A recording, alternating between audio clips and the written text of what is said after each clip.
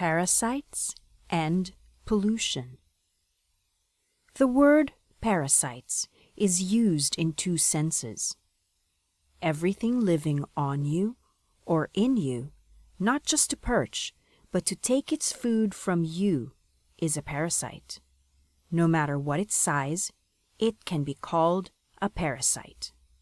But in some way, the big worms need to be distinguished from the medium-sized amoebae, the even smaller bacteria, and the smallest of all, viruses. So often, the term parasite is reserved for the bigger things, from amoebae on up.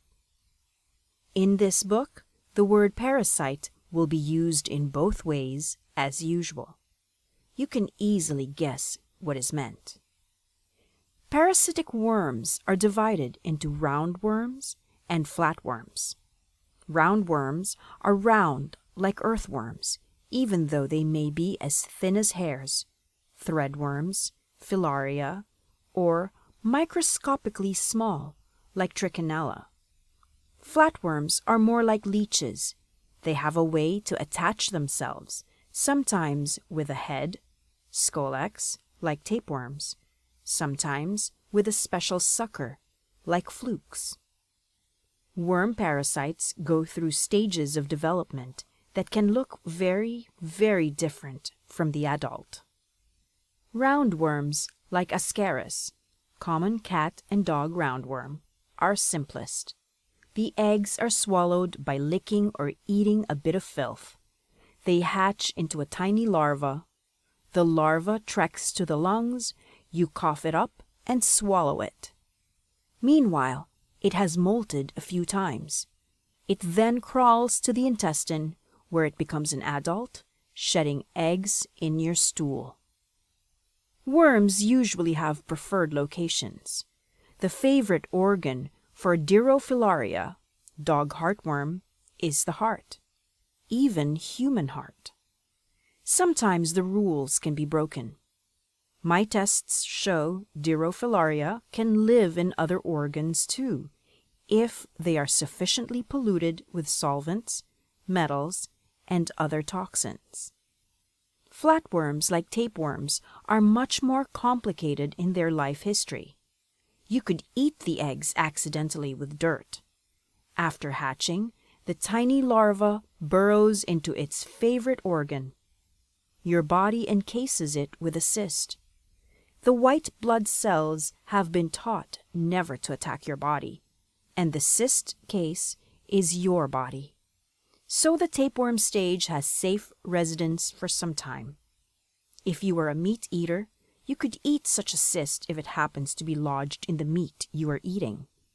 Your teeth break it apart as you crunch.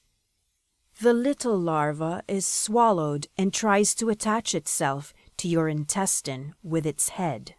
Then it grows longer by making segment after segment. The segments with their eggs leave with the bowel contents. I often see dog tapeworm of the small variety in their human family. Flatworms, like flukes, are also very complicated. The eggs passed out with bowel contents were not meant to be eaten as such. They were meant to hatch in a pond where snails and minnows eat them. The larva grows up in these new secondary hosts. Later, the snail sheds them and they attach themselves to foliage near the pond. They overwinter in a tough metacercarial cyst. An unsuspecting browsing animal now eats them. They come out of their metacercarial cyst as a small adult and quickly attach themselves to the intestine with a sucker. They now have safe haven and can go about maturing and laying eggs. 4 common flukes are human intestinal fluke, human liver fluke, sheep liver fluke, pancreatic fluke of cattle.